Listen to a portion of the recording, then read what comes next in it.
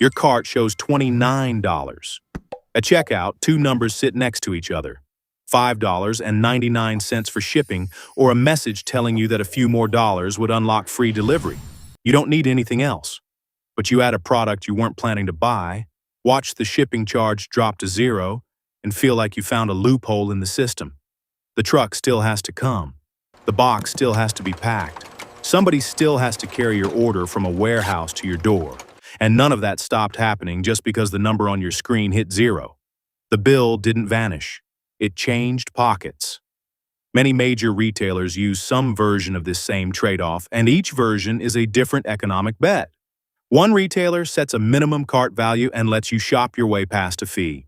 Another sells a subscription that removes the usual threshold for many eligible orders for a full year in exchange for a membership fee. A third lets independent sellers list products on its platform and quietly hands them the bill instead of charging you. Those aren't three flavors of the same policy. They're three different answers to the same question. Who ends up paying for the truck and when? You already made your first decision the moment you added that extra item. You let a checkout screen edit your shopping list for you. That's the real transaction happening underneath the visible one, and it's worth following where it goes. Not every product plays this game the same way. A lightweight phone case and a 50-pound bag of dog food cost radically different amounts to ship, even though both might sit under the same free shipping banner. The heavier or bulkier the item, the more the shipping cost eats into whatever profit the sale was supposed to generate, which is exactly why certain categories quietly get excluded from these offers or bundled into different thresholds, while small, light, high-margin goods get the friendliest terms of all. The banner looks identical from where you're standing. Underneath it, every category is running its own separate math. After you click Place Order, an actual chain of work begins, whether or not you paid a separate line for it. A worker somewhere pulls your item off a shelf. Someone else scans it, boxes it, and tapes it shut. It's weighed, sorted onto a truck, driven to a regional hub, sorted again, and handed to a driver who parks outside your building. Labor, packaging materials, warehouse rent, fuel, and the software that routes all of it. Every one of those costs exists whether your receipt shows a $5.99 charge or a flat zero. So does the customer service line that answers calls about a delayed truck and the system that has to track your box the whole way, none of which appears anywhere near the word free. $0 on your screen describes a pricing decision, not the absence of an operation. Target is direct about why it sets its own line at $35. The company says some low-priced items are simply too expensive to ship on their own, and a minimum order lets more of its catalog qualify for delivery at all. That threshold isn't a gift sitting there for your convenience. It's a filter. It exists to make sure the order sitting in the truck is worth enough to justify the truck showing up in the first place. Academic modeling shows how that incentive can work. Under specific market assumptions, a conditional free shipping policy can make it optimal for a retailer to encourage some shoppers to add another item to clear the threshold. The threshold isn't just protecting the retailer's math. It's actively shaping yours. Now widen the lens. Amazon requires roughly the same threshold, $35, for anyone shopping without a paid membership. But it also sells a much bigger version of the same idea, a subscription. Pay $14.99 a month or $139 a year, and for hundreds of millions of eligible items, that threshold largely disappears. You stop shopping around the line and start shopping inside it, at least for everything the membership actually covers. That subscription is buying something specific. In its own financial filings, Amazon describes the shipping benefits attached to a membership like this one as a marketing tool, something the company intends to keep using indefinitely because of how it changes buying behavior. That's an unusual thing to admit about a benefit with a real dollar cost attached to it. In the same filing, the company reported spending over $100 billion on shipping in a single year. $102.7 billion, up from $95.8 billion the year before. That broad figure includes inbound and outbound logistics, sortation centers, delivery centers, and transportation operations, not free or prime deliveries by themselves. Still, the zero on your screen and that number in the filing describe the same business from two very different angles. Free shipping was never only a transport policy. It is also a behavior policy wearing a transport policy's clothes, and the transport genuinely happens. It's just not the whole product actually being sold to you. Zoom into what a paid subscription does to buying habits over time, because the pattern isn't what you'd expect. A transactional study of one retailer's membership-based free shipping program found that new members initially split their purchases into smaller, more frequent orders, a habit that increased shipping costs faster than it increased revenue. For a while, the membership failed to generate incremental net revenue because the added shipping costs absorbed the early gain. Over the following months, that pattern reversed. Order frequency, order size, and overall contribution to the business all grew as the relationship matured. A subscription, in other words, is a bet placed over time. It may fail to generate incremental net revenue in the opening rounds and become more valuable only if the customer stays long enough to purchase more often. Not every free shipping badge even belongs to the retailer you're buying from. On a marketplace, independent sellers can pay the platform directly to store, pick, pack, ship, and handle returns for their products, a service most marketplaces bundle under a name like fulfillment.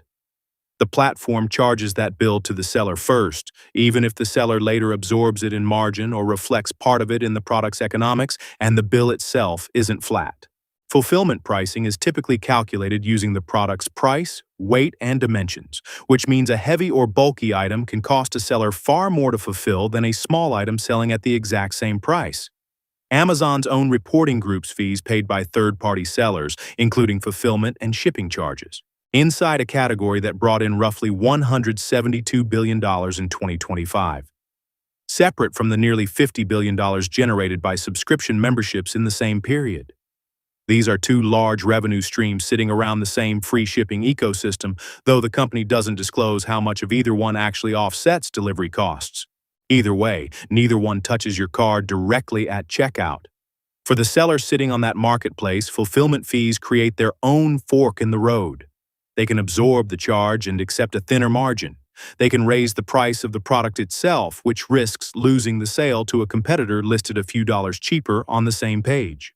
Or they can quietly change which products they even bother selling on that platform, steering toward items with enough margin to absorb a fulfillment bill without disappearing entirely. None of those choices are visible to you at checkout. All you see is a price and a small free shipping badge sitting beside it, as if the decision behind it were simple.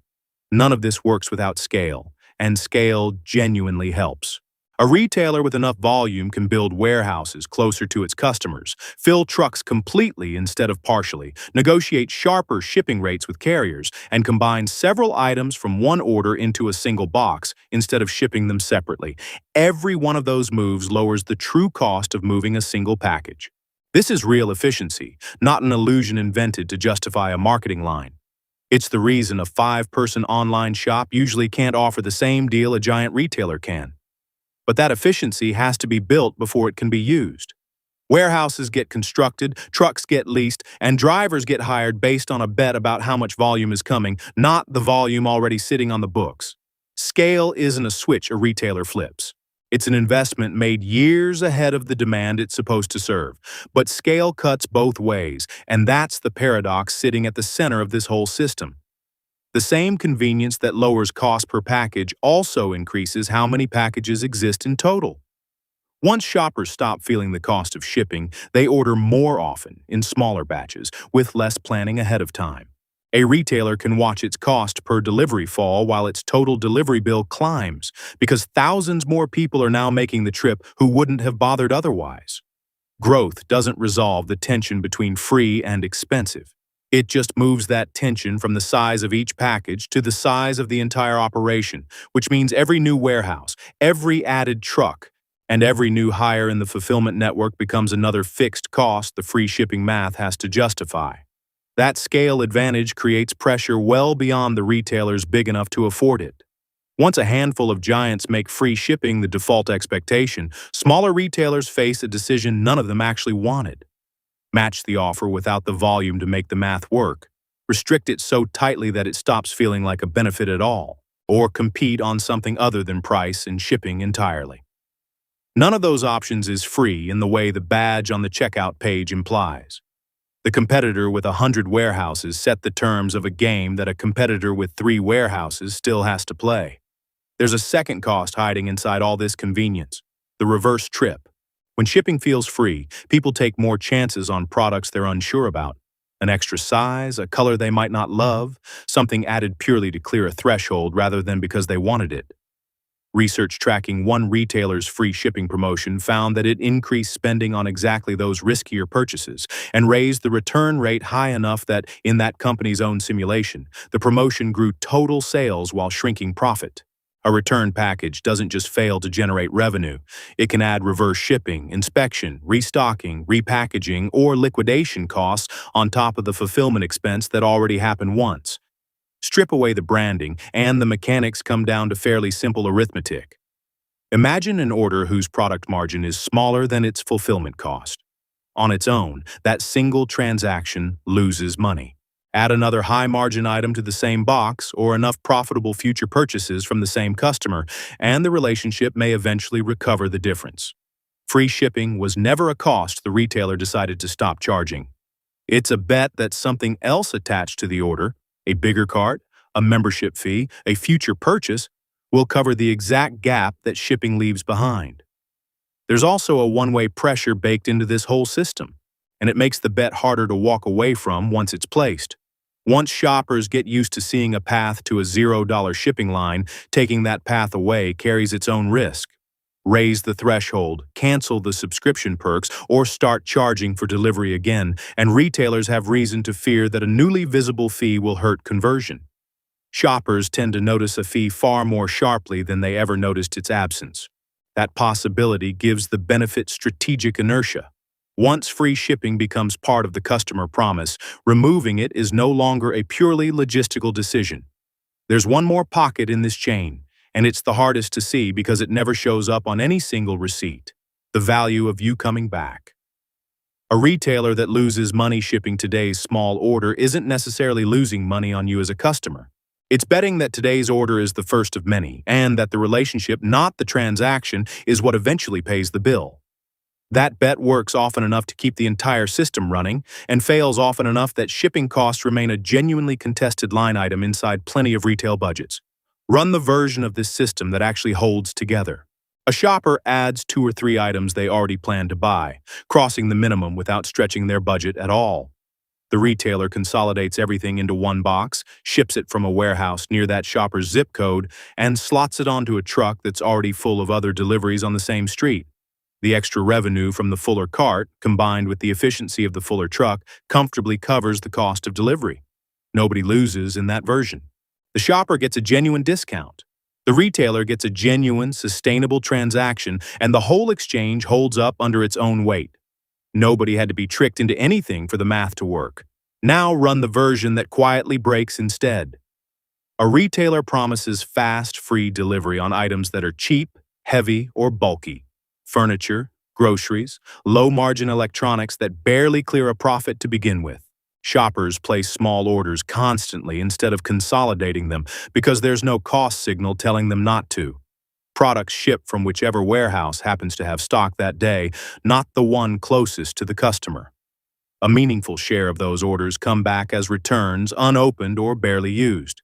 Each of those forces pushes in the same direction: more packages moving through the system for less profit per package. Sales climb. Popularity climbs. The one number that's actually supposed to fund all of it, profit, quietly moves the other way while everyone is busy celebrating the sales chart. The offer that was supposed to win customers ends up costing more than it earns, one small, convenient order at a time. It would be easy to conclude that retailers are simply hiding the cost of shipping inside the price of the product, but that's not quite accurate everywhere. In the United States, FTC guidance on free offers says the term should be stated clearly, and that a seller should not directly recover the cost by raising the regular price of the qualifying item. What actually happens is broader and messier than a hidden markup. The cost gets recovered across an entire relationship, spread over a bigger cart, a membership fee paid months earlier, a seller's fulfillment bill, or the hope of a customer's 10th future order, not folded secretly into today's price tag on today's product. So who actually wins the exchange? It depends entirely on what happens after checkout, on your side of the screen. If you added something you already needed, consolidated it into one trip, and avoided a fee you would have paid anyway, you came out ahead. The free is genuinely real for that particular purchase. If you added something you didn't need just to clear a threshold, or you're paying for a membership you barely use, the store came out ahead instead, quietly and without any single moment where it felt like you lost. And for the retailer, the calculation runs on a completely separate track from yours. The offer only works if the extra cart value, the membership revenue, the seller's fees, or the loyalty it buys adds up to more than what fulfillment and returns take away. There isn't one winner built into the system. There's a constant, ongoing settlement between 4 or 5 different parties, and the receipt in your hand only ever shows you one side of it. Go back to that cart. $29 of products you actually wanted, a $5.99 shipping charge staring back at you, and a message saying a few more dollars would make it disappear. You add the extra item. The charge drops to 0. Nothing about that moment was a lie. The number really did fall to 0, and if you needed that extra item anyway, you really did get a better deal than paying for shipping separately would have given you. What changed is everything you can now see standing behind that 0. A worker still pulled your order off a shelf. A truck still drove it to your door. Somewhere inside the system, that cost was absorbed or recovered, perhaps through the extra item sitting in your cart, a membership fee charged months ago, a seller's fulfillment bill, a delivery route efficient enough to make the trip worth it, or a retailer betting on your next 10 purchases instead of just this one. The receipt still says shipping, $0, and for that specific line, it's still completely true. It just isn't the whole story anymore. Free was never the absence of a cost. It was the cost, wearing a different name, moving quietly from one pocket to another until it found someone with enough margin to finally hold it. Next time that number hits 0, you'll know exactly where it went.